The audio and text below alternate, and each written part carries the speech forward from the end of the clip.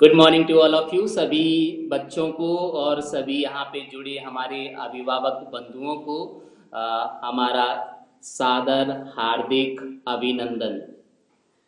तो चलिए, यहाँ पे अभी हम देख रहे हैं 46 पार्टिसिपेंट्स, 46 लोग यहाँ पे जुड़ चुके हैं। अनिल, गौरव, देखिए तुम्हारा स्क्रीन प्रेजेंट हो रहा है, स्क्रीन को प्रेजेंट होने से रोकिए।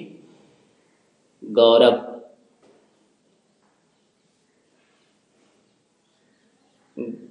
ओके। तो चलिए आज की मीटिंग स्टार्ट करते हैं। एक बार पुनः सभी लोगों को हमारा हार्दिक अभिनंदन। तो ये मीटिंग जो हम आपको इसका एम बता दें सबसे पहले कि इसका एम क्या है। हमारा इस मीटिंग का एम है कि हमारे बच्चों का सर्वांगीण विकास होना। उन्हें अगर किसी तरह की समस्याएं आ रही हैं तो उनका निवारण करना। और उनका निवारण कैसे हो सकता है? हमारे और हमारे आदरणीय अभिभावक बंधुओं के सहयोग से और फिर प्यारे प्यारे बच्चों के सहयोग से। अगर तीनों लोग मिलकर के काम करते हैं तो कोई भी समस्या ऐसी नहीं हो सकती जिसका सॉल्यूशन ना निकाला जा सके।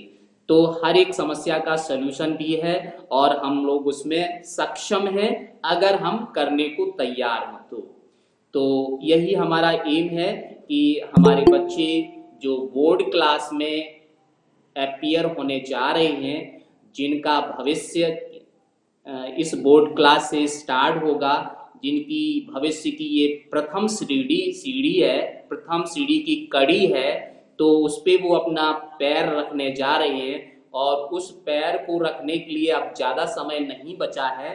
तो हम चाहेंगे और हमारे अभिभावक बंधु भी यही चाहेंगे कि हमारे बच्चे सफलतापूर्वक उस सीढ़ी पर कदम रखें और जिस ऊंचाई तक वो जाना चाहते हैं उस ऊंचाई पर वो पहुंचें। ये आपका भी सपना होगा और यही सपना हमारा भी है और शायद बच्चे भी वही सपना देख रहे होंगे कि हम जो चाहते हैं वो उनको मिले।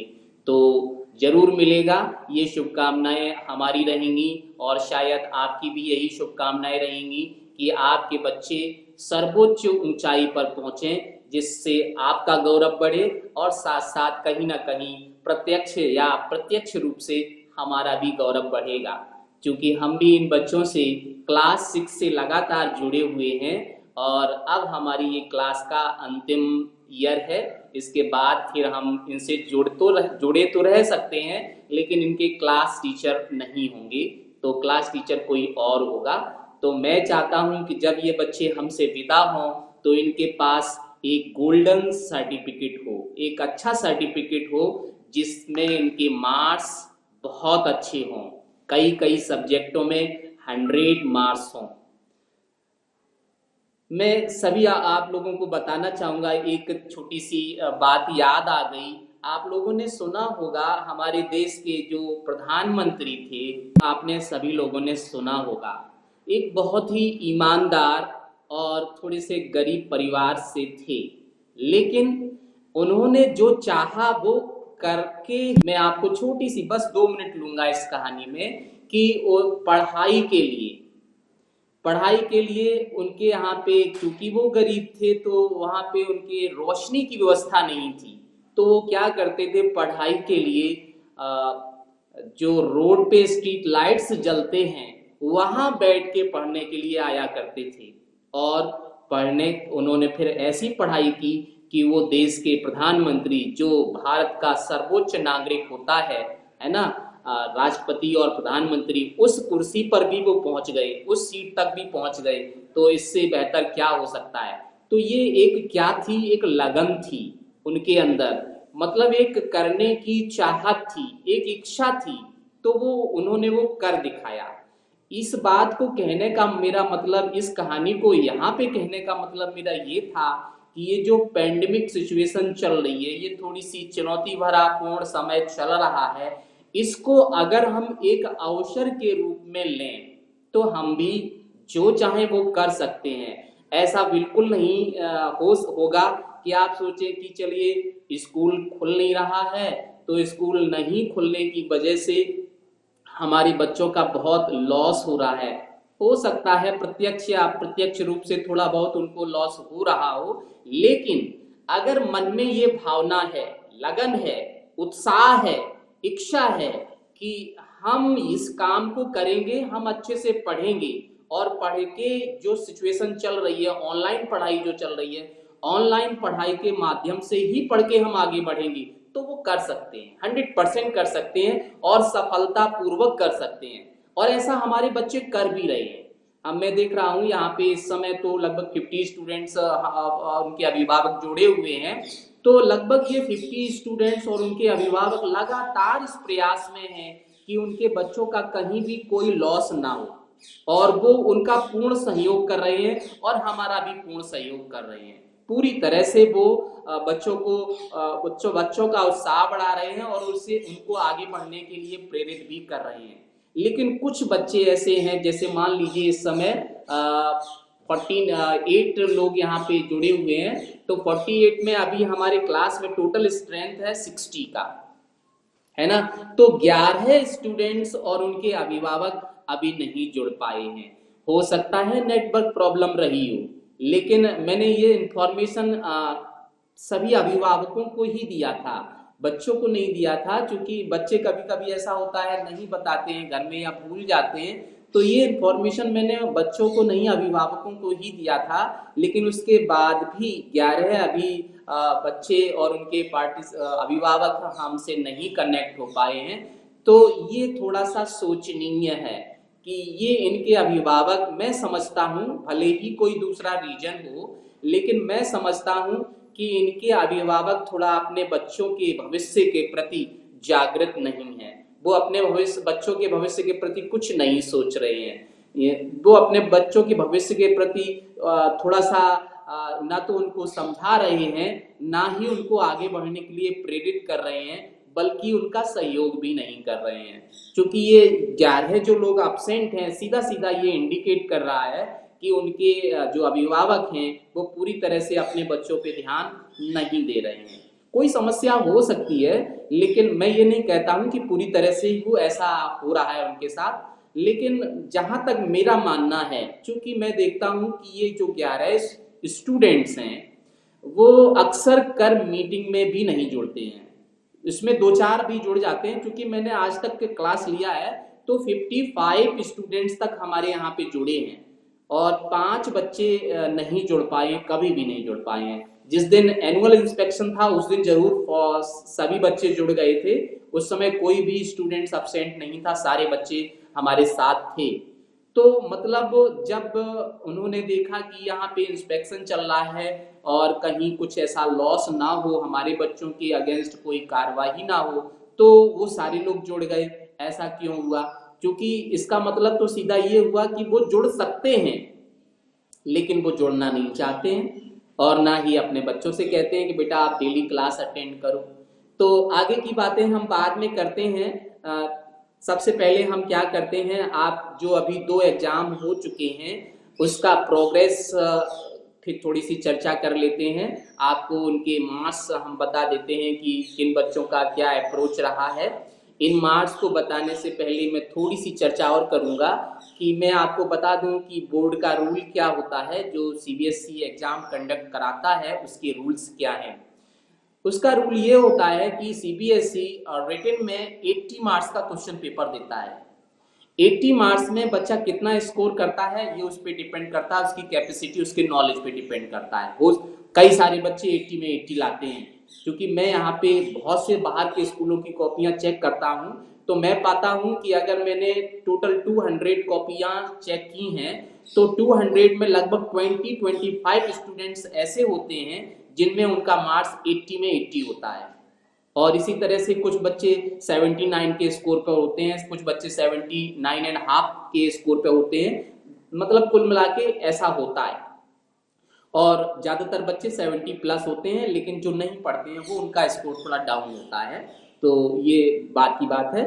तो मैं ये कहना चाह रहा था कि जो बोर्ड का रूल है 80 मार्क्स का क्वेश्चन पेपर होता है, 20 मार्क्स इंटरनल होते हैं। इंटरनल का मतलब होता है कि जो स्कूल में बच्चे अटेंडेंस देते हैं, क्लास ऑनलाइन या फिर मैनुअली अटेंड करते हैं, अपना वर्क करते हैं, फाइल या प्रोजेक्ट वर्क करते हैं, उसमें इनको 20 मार्क्स दिया जाता है।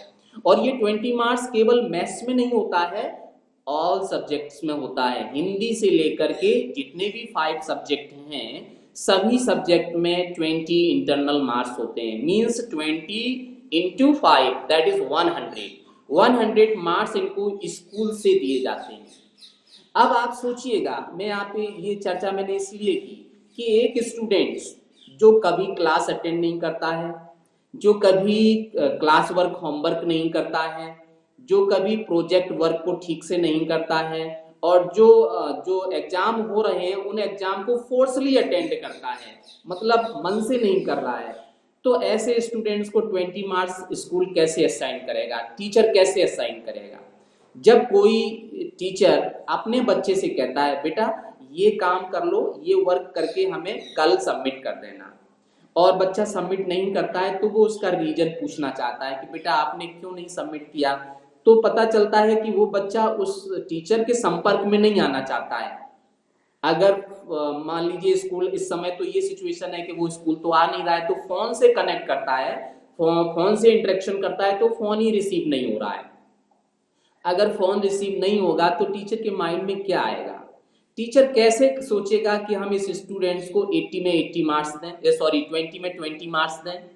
एक स्टूडेंट्स जो अच्छे से फॉलो कर रहा है, हर वर्क को कर रहा है, सारे असाइनमेंट वो कर रहा है, डेली क्लास अटेंड कर रहा है, उसको वो खुशी से 20 मार्क्स देता है। और एक स्टूडेंट कभी भी ऐसा नहीं कर रहा है, तो वो इससे उसको कैसे मार्क्स दे सकता है? और मान लीजिए कि उसने सोचा कि स्टूडेंट्स का भला हो जाए, मेरा क्या जाता है, मैं मार्क्स इसे दे देता हूं, तो उस स्टूडेंट्स के साथ कितना पक्षपात होगा जो स्टूडेंट्स डेली अटेंडेंस दे रहा है, डेली सारे वर्क कर रहा है। एक स्टूडेंट्स ने कभी वर्क नहीं किया और एक स्टूडेंट्स हमेशा कर रहा है और उसको बराबर मार्क्स दिए गए, तो ये उस स्टूडेंट्स के साथ पक्षपात हो जाएगा जिसने मेहनत की, और जिसने मेहनत नहीं की उसके साथ तो ये बहुत अच्छा हो जाएगा कि उसको भी फुल मार्क्स मिले। तो ऐसा नहीं होता है। टीचर के मन में भी ये हमेशा कसक रहती है कि ये स्टूडेंट्स ने हमारा वर्क कभी नहीं किया, क्लास अटेंड नहीं किया, तो मैं इसे 20 मार्क्स नहीं दे सकता। तो यहाँ पे 20 मार्क्स की बात नहीं है, 100 मार्क्स की बात है, क्योंकि ऐसा काम मेरे साथ नहीं हो रहा है, सारे सब्जेक्ट में ही हो रहा है। जो 10-12 बच्चे हैं ये अक्सर कर क्लास अटेंड नहीं करते हैं और उनके पेरेंट्स भी ध्यान नहीं दे रहे हैं, तो उनका सीधा सीधा 100 मार्क्स का लॉस हो रहा है। 100 मार्क्स का लॉस तो नहीं हो रहा है, लेकिन ये है कि टीचर फिर उसको कितना मार्क्स देगा, 8 मार्क्स देगा, 9, 10, 11, 12 जो मन करेगा उसको देगा, क्योंकि उसने तो वर्क कुछ किया ही नहीं है, ना तो क्लास अटेंड किया है, तो उसका कितना लॉस हो जाएगा। और आप अच्छे से जानते हैं एक मार्क्स की वैल्यू बहुत होती है, एक नंबर की वैल्यू बहुत होती है ना। तो ये चीजें हम आपको समझाने की हमें जरूरत नहीं है, ये तो जनरल बात है। तो चलिए पहले इनके हम मार्क्स देख लेते हैं, उसके बाद फिर हम आगे बढ़ते हैं। तो इसके लिए मार्क्स शो करने के लिए हम स्क्रीनशॉट रिप्रेजेंट करेंगे, और स्क्रीनशॉट से ही हम आपको यहाँ सॉरी जो स्क्रीन शेयर होता है वो स्क्रीन शेयर करेंगे, उस स्क्रीन शेयर में हम आपको मार्क्स दिखाने की कोशिश कर रहे हैं।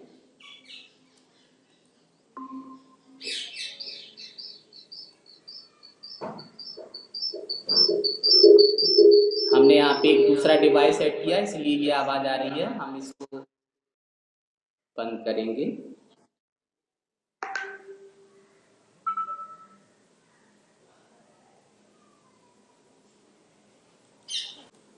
सभी ध्यान देंगे, सभी पेरेंट्स और सभी बच्चे ध्यान देंगे। यहाँ पे सबसे पहले हम आपको स्क्रीन शेयर हो रहा है, दिखाई पड़ रहा है स्क्रीन पे क्या आ रहा है? Okay sir, okay okay, thank you thank you thank you. तो चलिए यहाँ पे आप देख सकते हैं कि यहाँ पे स्क्रीन में हम पीरियोडिक टेस्ट 1 में सभी सब्जेक्ट के मार्क्स जो हैं वो आपको शो कर रहे हैं। यहाँ पे आप देखिएगा,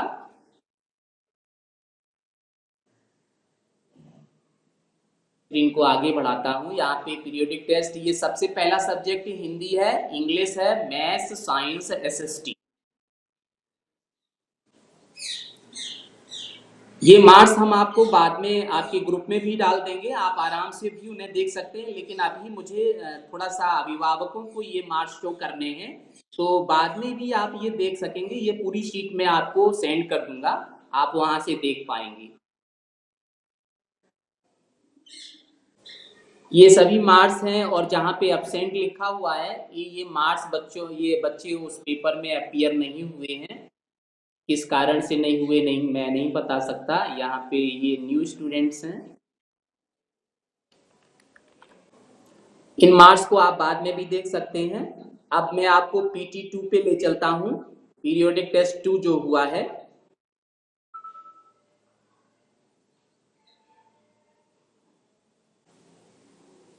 तो ये मार्क्स हैं पीरियोडिक टेस्ट सेकंड जो कंडक्ट हुआ था।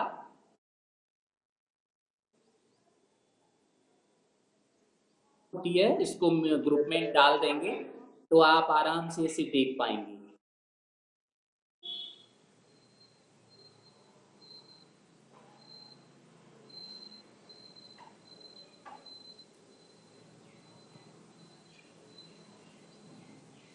तो आपने यहाँ तक अपने बच्चों का प्रोग्रेस देख पाए हैं। अब तक जो इन्होंने नॉलेज गेन किया है उसका रिपोर्ट कार्ड ये है। अब थोड़ी सी मैं अटेंडेंस की चर्चा करता हूँ, ये आप देख सकते हैं।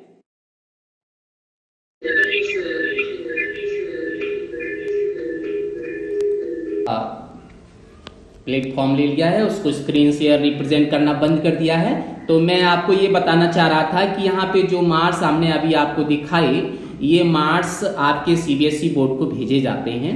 ये CBSE में जो मार्क्स भेजे जाते हैं उसका भी रूल होता है, मैं वो रूल भी आपको क्लियर कर देता हूँ कि बेस्ट 2 मार्क्स भेजे जाएंगे और बेस्ट 2 मार्क्स 5 में कन्वर्ट करके भेजे जाते हैं। जैसे इन लोगों का जब मार्क्स मान लीजिए किसी स्टूडेंट्स का फर्स्ट पीरियोडिक टेस्ट में 40 आया, ठीक है, और सेकंड में भी 40 आया, तो 40 को 5 में कन्वर्ट किया जाएगा, 5 मार्क्स रह जाएगा। अगला 40 जो दूसरा वाला सेकंड है, दूसरा वाला टेस्ट है, उसका भी 40 मार्क्स आया तो उसको भी कन्वर्ट करके 5 में लाया जाएगा। क्योंकि 40 मार्क्स आया तो उसका पूरा पूरा 5 हो जाएगा।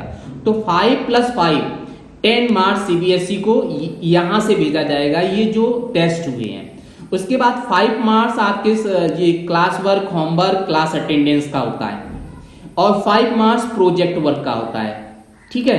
तो इस तरह से 5 + 5 + 5 + 5, ये 4 बार में 5 प्लस होते हैं तो 20 हो जाते हैं। ये 20 मार्क्स CBSE को भेज दिए जाते हैं और वो 20 मार्क्स आपके रिपोर्ट कार्ड में ऐड होके आते हैं। तो आप समझ सकते हैं कि ये जो मार्क्स हैं कितने वैल्यूएबल हैं, है ना। घर में आपका एग्जाम हो रहा है, इस बार एग्जाम भी कोई हार्ड टफ नहीं हो रहा है, ऑब्जेक्टिव क्वेश्चंस दिए जा रहे हैं। ऑब्जेक्टिव क्वेश्चंस भी आप बहुत आसानी दिए जा रहे हैं, हार्ड भी नहीं दिए जा रहे हैं। तो जो बच्चे पढ़ रहे हैं आपने देखा होगा उनके मार्क्स बहुत अच्छे आ रहे हैं, और जो नहीं पढ़ रहे हैं उनके भी मार्क्स आपने देखे होंगे। वो जिनके मार्क्स खराब हैं आप सीधा समझ लीजिए कि उन्होंने क्लास अटेंड नहीं की है और वो पढ़ भी नहीं रहे हैं, ठीक है। तो ये बात हो गई जो मैं आपको मार्क्स की बात बता रहा था। तो इस तरह से अब इनके पास एक चांस और बचा हुआ है। अभी जो नेक्स्ट एग्जाम होगा, जो आगे का शेड्यूल है वो मैं आपको डिस्कस कर लेता हूँ। दिसंबर में आपका होता है ये विंटर ब्रेक। विंटर ब्रेक के बाद जैसे ही स्कूल ओपन होगा, ठीक है, स्कूल ओपन होने के तुरंत बाद इनका पीरियोडिक टेस्ट 3 कंडक्ट होगा, वो भी 40 मार्क्स का होगा, ठीक है। तो 2 चांस निकल चुके हैं उसमें जिसके जितने मार्क्स रहे। अब तीसरा चांस होगा जनवरी में। अगर उन्होंने उसमें अच्छा स्कोर कर लिया तो वो मार्क्स, और पीछे में से 2 में से कोई अच्छे मार्क्स होंगे तो वो 2 मार्क्स भेज दिए जाएंगे। और अगर यहाँ भी उन्होंने अच्छा मार्क्स स्कोर नहीं किया तो फिर वही जितने मार्क्स हैं उसी में से सिलेक्शन करना पड़ेगा कि सबसे अच्छे मार्क्स किस में है, तो वो ही मार्क्स भेजने पड़ेंगे। तो इनके पास अभी ये चांस एक और बचा हुआ है कि उसमें वो चाहें तो 40 में 40 ला सकते हैं, है ना, कोई प्रॉब्लम नहीं है। क्योंकि मैं बच्चों की पूरी तरह से सहयोग कर रहा हूं। उनका जो भी टॉपिक ऐसा हो जिसमें डाउट हो, जो भी क्वेश्चन ऐसा हो जिसमें डाउट हो, मैं उन्हें 24 आवर्स तो नहीं कह सकता हूं, जो भी वर्किंग आवर होता है, वर्किंग टाइम्स होता है, उस वर्किंग टाइम में टोटल फ्री करके रखा हुआ है। कभी भी आप हमें कांटेक्ट कीजिए, कभी भी आप हमें अपनी डाउट को बताइए और अपनी डाउट को क्लियर कीजिए। तो मैंने उनको खुलेआम छूट दे रखी है, मैंने अपना नंबर भी सब कुछ शेयर करके रखा हुआ है, ठीक है। तो ये चीज हो गई पीरियोडिक टेस्ट की। इसके बाद में जनवरी के लास्ट में या फिर फरवरी के फर्स्ट वीक में, जहां तक जनवरी के लास्ट में ही होगा। जनवरी के लास्ट में इनका एक प्री बोर्ड होगा। प्री बोर्ड मीन्स क्या बोलते हैं, एक रिहर्सल प्रैक्टिस, कि आप बोर्ड एग्जाम देने जाओगे तो कैसे करोगे। तो संभवतः जो प्री बोर्ड होगा वो प्री बोर्ड आपका ऑनलाइन नहीं होगा, स्कूल में ही होगा। तब तक देखिए सिचुएशन क्या होती है। जनवरी आने में अभी समय है थोड़ा, लेकिन बहुत ज़्यादा समय नहीं है। आप पलक झपकाते ही जनवरी भी आ जाएगी। तो इसका प्री बोर्ड इनका होगा। प्री बोर्ड से आपको भी पता चलेगा, हमको भी रियल इमेज पता चलेगा कि हमारा बच्चा कहाँ तक पहुँचा हुआ है, कितना उसका नॉलेज है। और उसके बाद फरवरी में लास्ट जो मोमेंट होता है, लास्ट वीक होता है, तो उसमें आपका ये बोर्ड एग्जाम सीबीएसई स्टार्ट कर देगा। क्योंकि पिछली बार फरवरी में ही स्टार्ट किया था, इस बार भी वो सेशन लेट ना हो, अगले सेशन पे कोई इफेक्ट ना पड़े, इसलिए वो समय से ही इसका एग्जाम करवाएगा। तो मुझे लग रहा है कि फरवरी लास्ट में इनका बोर्ड एग्जाम स्टार्ट हो जाएगा। अगर किसी कारणवश नहीं हो पाया तो मार्च का फर्स्ट वीक में हमेशा से ही एग्जाम होता रहा है, तो फर्स्ट वीक में ही, फर्स्ट सेकंड से ही एग्जाम स्टार्ट हो जाएगा, फर्स्ट मार्च से ही। तो मैं नहीं समझता हूँ फर्स्ट मार्च हो जाएगा, मैं तो सोचता हूँ कि वो फरवरी में ही कराएगा। क्योंकि मेरा जहाँ तक आइडिया रहता है सही ही रहता है। तो जहाँ तक मैं सीबीएसई की एक्टिविटी को देख रहा हूँ, समझ पा रहा हूँ, तो उससे हमें अनुमान लग रहा है कि ये फरवरी लास्ट वीक में अपना एग्जाम कंडक्ट करवाएंगे और ये आपका स्कूल में ही होगा। क्योंकि अभी आपने देखा था कि यहाँ पे सोचने वाली बिल्कुल भी बात भी नहीं, नो कंफ्यूजन। क्योंकि अभी इन्होंने एक कंपार्टमेंट एग्जाम करवाया था। कंपार्टमेंट का मतलब जो स्टूडेंट्स अभी 10th और 12th में फेल हो गए थे उनको एक चांस मिलता है। हालांकि उस चांस में वो बच्चे ज्यादा बेनिफिट नहीं उठा पाते, मैं देखता हूँ एक आध बच्चा कोई पास हो गया तो हो गया, क्योंकि जो कभी नहीं पढ़ा वो कंपार्टमेंट में क्या कर लेगा। वो एक आध बच्चा कभी कभी, कंपार्टमेंट इसलिए होता है सीबीएसई इसलिए चांस देता है कि हो सकता है किसी स्टूडेंट्स की एग्जाम के ड्यूरेशन में स्वास्थ्य गड़बड़ा गया हो या कोई दूसरी समस्या आ गई हो जिसकी वजह से उसका पेपर खराब हो गया हो, तो ऐसे स्टूडेंट्स को वो चांस देता है। ऐसे स्टूडेंट्स को नहीं देता कि वो फेल हो गए तो दोबारा चांस दे लो, ऐसा नहीं है। लेकिन ऐसे स्टूडेंट्स के लिए भी है, अगर कोई स्टूडेंट समझता है कि हमसे गलती हो गई, मैं अभी 15 दिन में 20 दिन में जो भी समय देता है सीबीएसई उसमें इतनी मेहनत करूंगा कि मैं पास हो जाऊंगा, तो उनको भी चांस दे देता है। लेकिन ऐसा सोच के नहीं देता है कि जो फेल हो गए वो पास हो जाओ, ऐसा भी नहीं है। तो वो चांस देता है कंपार्टमेंट का। तो कंपार्टमेंट एग्जाम इतनी कठिन सिचुएशन में अभी जो जुलाई अगस्त चल रहा था उसमें उसने स्कूल में कंडक्ट करवाया था। सिर्फ डिफरेंस इतना आया था कि एक रूम में 24 स्टूडेंट्स बैठते थे तो उसने 12 स्टूडेंट्स बैठा दिए, ठीक 50%। कहा कि हर स्टूडेंट्स के बीच में लगभग 1 मीटर का डिस्टेंस हो और सारे स्टूडेंट्स मास्क लगा के बैठेंगे और सैनिटाइजर लेके आएंगे। अगर सैनिटाइजर लेके नहीं आते हैं तो उनको स्कूल परमिशन नहीं देगा, गेट के बाहर से ही वापस कर देगा। तो मास्क था उनके पास, सैनिटाइजर था और सारे बच्चे 1-1 मीटर के डिस्टेंस पे बैठ के उन्होंने एग्जाम दिया और सीबीएसई ने उसका रिजल्ट भी डिक्लेयर कर दिया। तो जब उस कठिन सिचुएशन में सीबीएसई स्कूल में एग्जाम कंडक्ट करा सकता है, तो आजकल तो आप देख रहे हो सब कुछ खुल जा रहा है, सब जगह तो भीड़ ही भीड़ दिखाई पड़ती है, कोई भी तो इसको मान ही नहीं रहा है। भले ही वो प्रॉब्लम में फंस जा रहा हो, लेकिन मान मुझे लग रहा है कोई नहीं रहा है। तो ये सिचुएशन है, तो सीबीएसई एग्जाम आपका स्कूल में ही कराएगा। तो मेरा कहने का मतलब ये है कि अब आपके पास कितना समय बचा हुआ है। नवंबर आज 7 तारीख है। अब आप बिल्कुल मत सोचिए, जो चीज स्टार्ट होती है उसको समाप्त होने में टाइम नहीं लगता है। अभी हमने आपकी पीटीएम स्टार्ट की है, पीटीएम अभी समाप्त हो जाएगी, आप जान भी नहीं पाएंगे कि पीटीएम कब खत्म हो गई, है ना। तो जो स्टार्ट हो गई है वो समाप्त तुरंत हो जाएगी। इसके बाद दिसंबर जनवरी आएगी, थोड़ी सी सर्दी भी बढ़ेगी, पता ही नहीं चलेगा। लोग कहावत भी कहते हैं, जनवरी जान नहीं पड़ी और फरवरी फर से उड़ गई। मतलब इन 2 महीने का समय तो पता ही नहीं चलता है कि कहाँ चला गया। ठीक है, वो सर्दी की वजह से हो, कुछ दिन छोटे हो जाते हैं उसकी वजह से मान लीजिए। तो आपके बच्चों के पास अब बिल्कुल भी समय नहीं बचा है। आप अपने बच्चों को, मैं बच्चों से भी वही चीज कहूंगा कि बच्चे एकदम से जागरूक हो जाएं। और बढ़िया से पढ़ाई में लग जाएं। जहां भी उन्हें डाउट है हमसे सीधे कांटेक्ट करें कि सर हमें ये डाउट है। मैं बच्चों के लिए तो पूरी तरह से कोशिश कर रहा हूं। अब बच्चे कितनी कोशिश अपनी तरफ से कर रहे हैं आप जानते हैं। मैं आपको एक बार फिर याद दिला दूं कि मैंने आपकी 10th की पूरी बुक वीडियो में कन्वर्ट कर दी है। वो इसलिए कर दी है कि अगर बच्चे के पास कभी कोई नेटवर्क प्रॉब्लम हो या मैं जब पढ़ा रहा हूं कोई आवाज का इश्यू हो और वो उस चीज को नहीं समझ पा रहा है तो वो वीडियो देख के समझ ले, है ना। क्योंकि हर एक टॉपिक को कई बार तो नहीं बताया जा सकता है। बताया जा सकता है अगर उन्हें डाउट है, कई सारे बच्चों को डाउट है। लेकिन अगर एक ही बच्चा सभी बच्चे एक ही टॉपिक को बार बार पूछेंगे तो आगे बढ़ने का चांस ही नहीं मिलेगा। तो मैंने सारी की सारी बुक वीडियो में कन्वर्ट कर दी है। अब बच्चे कुछ हमसे सीखें, कुछ वीडियो से सीखें। मैंने क्यों किया है? मुझे उससे तो कोई फायदा नहीं है। वीडियो जो मैंने बना रखे हैं उससे मुझे क्या लाभ होगा? कुछ लाभ नहीं है। लेकिन मुझे खुशी होती है कि अगर बच्चों का नॉलेज बढ़ेगा तो मेरी पढ़ाई सक्सेस होगी। मैंने जो पढ़ाया वो मैं सफल हो गया उसमें। और बच्चों का अगर लाइफ अच्छा हो जाएगा, रिपोर्ट कार्ड उन्हें अच्छा मिल जाएगा, वो लाइफ में कहीं सेटल्ड हो जाएंगे, तो मुझे बहुत बेहद खुशी होगी कि मैंने जो बच्चों को पढ़ाया था मैं पूरी तरह से सफल हो गया। तो मुझे इसकी सिर्फ खुशी मिलती है और कुछ नहीं। और एक एक वीडियो बनाने में मुझे 5-6 घंटे लग जाते हैं, क्योंकि पहले मैंने वीडियो बनाया फिर मैंने उसको अपलोड किया।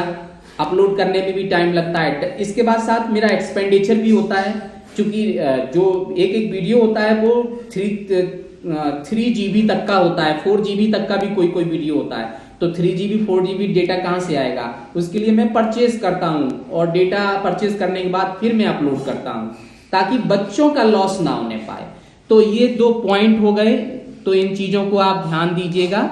मैंने अभी आपको अटेंडेंस दिखाई दी। मेरे पास कुछ पर्टिकुलर नाम थे जो बच्चे क्लास कभी अटेंड नहीं करते हैं, लेकिन अब मैं दोबारा से उन नाम को नहीं शो करना चाह रहा हूं। तीसरी चीज, मैंने इंटरनल मार्क्स की आपको बात बताई दी है कि 20 मार्क्स टीचर के पास होते हैं। अगर बच्चा टीचर के साथ अच्छा सा कनेक्शन रखेगा, इंटरेक्शन रखेगा, अच्छे से वर्क करेगा तो उसे 100% 20 में 20 मार्क्स मिलेंगे। कोई भी टीचर नहीं चाहता है कि हम किसी पर्टिकुलर स्टूडेंट्स का लॉस करें। वो हमेशा चाहता है कि अगर उसके पास 100 मार्क्स होते तो वो बिना पढ़े ही 100 मार्क्स दे देता, लेकिन उसके पास नहीं है। वो सारे मार्क्स CBSE के पास हैं, तो इसलिए वो ऐसा नहीं कर सकता। वो कहता है ठीक है बेटा तुम पढ़ो या ना पढ़ो, जब तुम्हारा एग्जाम होगा मैं तुम्हारे रिपोर्ट कार्ड में 100 सब में रख दूंगा और तुम फिर जाए जो कुछ करना, जिस उसमें जाना चाहते हो उसमें चले जाना। लेकिन मेरे पास कुछ नहीं है। जो मैं मार्क्स देता हूं उसका रिकॉर्ड CBSE को चाहिए होता है। जो मैं 20 मार्क्स भेजूंगा ना उसका रिकॉर्ड भी CBSE को चाहिए। तो उसका रिकॉर्ड देने के लिए भी हम गलत कर नहीं सकते हैं कि हम चाहें कि एक बच्चे का मार्क्स 2 आया है और हम उसको 20 कर दें। नहीं कर सकते, क्योंकि उसका रिकॉर्ड भी मुझे भेजना होगा। ठीक है, तो ये चीज हो गई। इसके बाद में मैं आपको कई बार बता चुका हूं, ये बच्चों के पास जो ये चुनौती है, जो ये पैंडेमिक सिचुएशन चल रहा है, ये कठिन दौर चल रहा है, इसको हमेशा आप अवसर में बदलिए। आप इसको गोल्डन चांस में कन्वर्ट करिए। ये मत सोचिए कि ऐसा हो रहा है हमारे बच्चे स्कूल नहीं जा पा रहे हैं, कैसे क्या होगा, सब तो कुछ बच्चों का खराब हुआ जा रहा है। बिल्कुल नहीं सोचिए। आप सोचिए जो भी चल रहा है दैट इज वेरी गुड। अगर आप ये सोच रखेंगे तो आप और आपके बच्चे दोनों सफल हो जाएंगे। लेकिन कुछ पेरेंट्स के मैंने उससे सुना भी है कि सर क्या करेंगे, बच्चे तो क्लास स्कूल लग नहीं रहा है, क्लास हो नहीं रहा है, तो बच्चे क्या कर पाएंगे, कुछ नहीं कर पाएंगे। ये सोच मुझे अच्छी नहीं लगती है। आज मैंने आपको पहले ही बताया कि हम जो चाहेंगे वो हम कर सकते हैं, बस हमारे अंदर करने की क्षमता हो, करने की लगन हो, करने की इच्छा हो, तो हम सब कर सकते हैं। और अगर हमारे अंदर नेगेटिविटी आ रही है तो हम कुछ नहीं कर सकते। अगर हमें ये लगा कि क्लास नहीं हो रहा है तो बच्चे कैसे पढ़ पाएंगे, इसका मतलब बच्चे नहीं पढ़ पाएंगे। आपने पहले ही अपने मनोबल को गिरा दिया है। तो अब इसमें कोई वो तो है नहीं कि सर क्लास लग नहीं रहा है, बच्चे नहीं पढ़ पाएंगे, आप जबरदस्ती क्लास लगा दो, उसमें आपका लॉस है, मेरा लॉस नहीं है। अगर मान लीजिए किसी बच्चे को कुछ हो जाता है तो क्या होगा? आपने अभी न्यूज में सुना होगा, कोई प्राइवेट स्कूल चल रहे हैं, उसमें न्यूज में आ रहा है कुछ बच्चे कोरोना पॉजिटिव हो गए हैं। तो अब उन पेरेंट पे पूछिए जाके क्या बीत रही होगी कि जिन बच्चों को ऐसा हो गया। तो मैं नहीं चाहता हूं कि किसी बच्चे के साथ कुछ भी हो। मैं चाहता हूं मेरे सारे बच्चे स्वस्थ रहें, आगे बढ़ें, जितना आगे बढ़ सकते हैं उतना आगे बढ़ें। लेकिन अपने टीचर्स को फॉलो करें और हमेशा पॉजिटिव थिंकिंग को रखें। तो ये बात हो गई। तो मैं बता रहा था कि जो अभी सिलेबस की बात बता रहा था, आपका सिलेबस कम हो गया है। सिलेबस के बाद में आपको ये चीज एक बार फिर बता देता हूं कि सीबीएसई जो बोर्ड का पेपर देगा वो आसान। हाँ, अभी मेरी आवाज आ रही है ना? हाँ जी, बोलिए मैम, बताइए मैम जी, नमस्कार।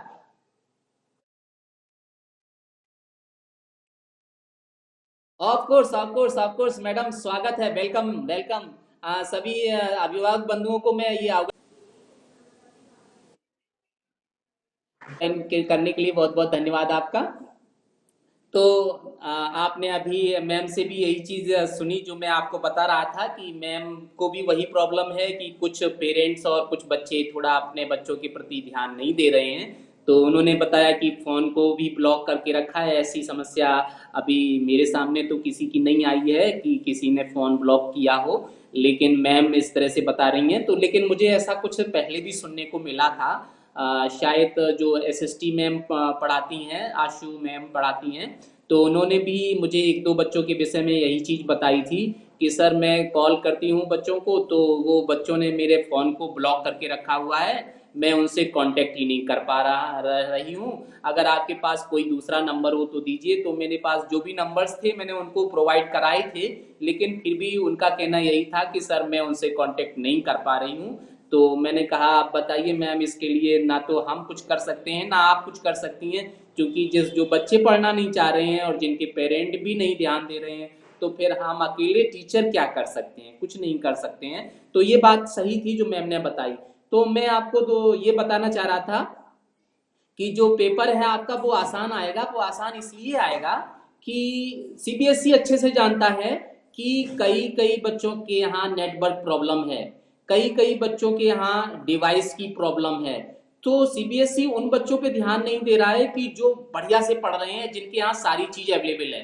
सीबीएसई उन बच्चों पे ध्यान ज्यादा दे रहा है कि जो समस्याओं से जूझ रहे हैं, तो वो पेपर भी उन्हीं के हिसाब से बनाएगा, ताकि बच्चे आराम से उस एग्जाम को अटेंड कर पाएं और बहुत अच्छा नहीं तो कम से कम पासिंग मार्क्स तो लेके दिखाएं। तो मेरा कहने का मतलब ये है, मेरा व्यू ये है, मेरा विचार ये है कि पेपर आपके पास आसान आएगा, हार्ड नहीं आएगा। तो अगर ये सारी अपॉर्चुनिटी आपके पास आ रही हैं, सारे अवसर आपको मिल रहे हैं, सारे गोल्डन चांस आपके पास आ रहे हैं, तो आपको चाहिए कि आप अपने बच्चों को थोड़ा सा प्रोत्साहित करें कि वो थोड़ा सा अगर मेहनत कर जाएंगे तो उनके मार्क्स हो सकता है 100 में 100 ही हों, है ना? अगर जो बच्चे नहीं करेंगे मेहनत तो फिर उनके लिए फिर कुछ ज्यादा नहीं बचेगा सोचने के अलावा, पश्चाताप करने के अलावा कि अगर मैंने थोड़ा पढ़ लिया होता तो मैंने इस क्वेश्चन को देखा तो था लेकिन मुझे आ नहीं रहा इस समय, तो यही रह जाएगा और वो कुछ नहीं कर पाएंगे। तो ये चीज को थोड़ा ध्यान दीजिए कि पेपर आसान आएगा, सिलेबस भी कम है, अगर थोड़ा सा मेहनत कर लेंगे तो वो जरूर अच्छे मार्क्स ले आएंगे। तो मेरी तरफ से खासकर यही खास बातें थी। इसके साथ साथ मैं ऑनलाइन क्लास तो लेता ही हूँ, वीडियो मैंने बना के दिए ही हैं। साथ में सीबीएसई ने भी एक दीक्षा पोर्टल दिया हुआ है। दीक्षा पोर्टल के विषय में मैं आपको बता दूं, दीक्षा पोर्टल क्या, दीक्षा ऐप है ये, और सारे बच्चों ने जहां तक है इसे डाउनलोड भी करके रखा है। इस दीक्षा ऐप में सारी बुक्स अवेलेबल हैं, सभी ऑल सब्जेक्ट, और साथ ही साथ इसमें जो उनके सॉल्यूशंस हैं, क्वेश्चंस के सॉल्यूशंस हैं चैप्टर वाइज, वो भी अवेलेबल कराए हैं। साथ साथ कुछ और एक्टिविटी भी दी हैं और उसमें कुछ वीडियोस भी दिए हुए हैं। तो अगर किसी बच्चों को प्रॉब्लम है तो वो दीक्षा ऐप का भी सहयोग ले सकते हैं। और इसके साथ साथ गवर्नमेंट भी बच्चों के प्रति थोड़ा जागरूक है, उसके लिए उसने बहुत से चैनल, जो ज्ञान चैनल हैं, ज्ञान भारती वगैरह हैं, वो चला रखे हैं। उस पर कंटिन्यू क्लासेस चलते रहते हैं, कभी 6 का कभी 7 का, मैंने भी देखा है, कभी 6 कभी 7 कभी 8 कभी 9, टॉपिक वाइज वो चर्चा करते हैं। तो ये स्वयं प्रभा चैनल भी है, स्वयं प्रभा चैनल पर भी कंटिन्यू क्लासेस चलते रहते हैं, मतलब टीवी पर भी आप ये देख सकते हैं अगर आपको कोई प्रॉब्लम है।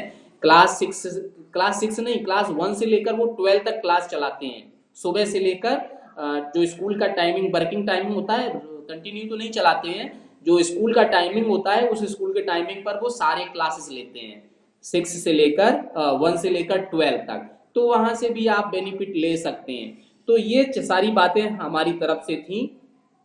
अब अगर कोई पेरेंट्स, कोई अभिभावक बंधु हमारे अपने सुझाव देना चाहते हैं, या हमारी तरफ से कुछ अगर गलतियां हो रही हैं तो उस विषय में कुछ बताना चाहते हैं, या फिर कुछ भी हमसे कहना चाहते हैं, हमारे शिक्षकों से कहना चाहते हैं, तो उनका स्वागत है, वो अपनी बात को यहाँ कह सकते हैं। अब आपकी तरफ से आपका स्वागत है, अगर आप कुछ कहना चाहें तो। क्योंकि जो मीटिंग का टाइम मैंने आपको दिया था वो 10 से 11 का था, 11 का ही था, और 10 बजे से 11 बजे का टाइम तो हो गया। कई लोगों ने तो अपना टाइम फिक्स कर रखा होगा किसी दूसरे वर्क के लिए, तो मीटिंग का टाइम तो ओवर हो गया। लेकिन अगर आपको कुछ कहना है तो आपका स्वागत है, आप कह सकते हैं। और अगर कुछ भी नहीं है तो फिर यहीं पे मीटिंग हम लोग समाप्त करेंगे, इस आशा के साथ कि आपके बच्चों का भविष्य उज्जवल हो और आप अपने बच्चों को थोड़ा सा प्रोत्साहित करें और उन्हें आगे बढ़ने के लिए कंटिन्यू ध्यान दें, क्योंकि समय बहुत कम बचा है। लेकिन अगर फिर भी आप कुछ कहना चाहते हैं तो आपका स्वागत है। जी नमस्ते मैम। जी नमस्कार मैम, बताएं।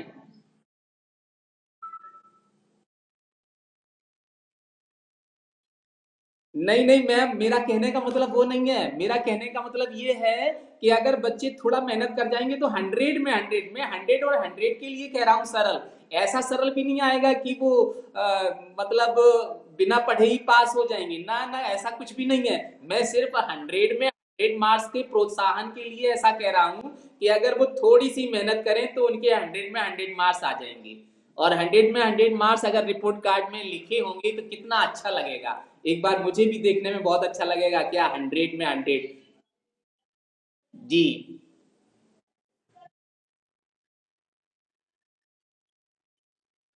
जी। जी। जी मैम, बहुत बहुत धन्यवाद।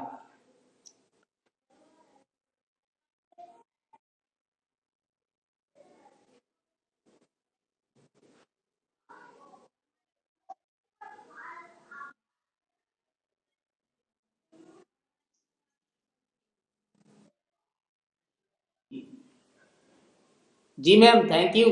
थैंक यू मोटिवेशन के लिए, बच्चों को, बच्चों के और पेरेंट्स से मोटिवेशन के लिए, और हमारे यहाँ पे मीटिंग अटेंड करने के लिए आपका बहुत बहुत धन्यवाद। तो ठीक है, यहाँ पे जो हम लोगों का मेन एम था वो पूरा हुआ। तो मीटिंग का समय भी हो गया है, ज़्यादातर पेरेंट्स भी मैं देख रहा हूँ जा चुके हैं। जिनको कोई दूसरा वर्क भी होगा, टाइम ही ओवर हो गया, क्योंकि टाइम हम लोगों ने 11 बजे तक का दिया था, अभी 11:21 हो गया है। तो अब हम मीटिंग यहीं पे समाप्त करते हैं, और अगर आपको कोई प्रॉब्लम है तो आप पर्सनली कांटेक्ट भी कर सकते हैं, नो प्रॉब्लम। अच्छा, इससे पहले एक चीज मैं पूछना चाह रहा था, यहाँ पे जितने लोग हैं, यहाँ पे जितने बच्चे हैं, कोई भी स्टूडेंट्स रोहित छेत्री के बगल में रहते हैं, पड़ोस में रहते हैं क्या? रोहित छेत्री के पड़ोस में कौन रहते हैं, थोड़ा सा हमें इंफॉर्मेशन दीजिए। उससे हमें थोड़ा बात करनी है और बात नहीं हो पा रही है। यहाँ पे जितने लोग जुड़े हैं, रोहित चेत्री भी नीलमत्था में रहते हैं, तो वहाँ पे पास पड़ोस में कोई अगर रहता हो तो थोड़ा सा मुझे बताइए कि कोई रहता है, या बाद में बता दीजिएगा, फोन करके भी बता सकते हैं कि सर मेरा घर उनके घर के थोड़ा नजदीक है, या मैं उससे मिलता हूँ। प्रिंस, कुछ कहना चाह रहे हो प्रिंस? जी नमस्कार।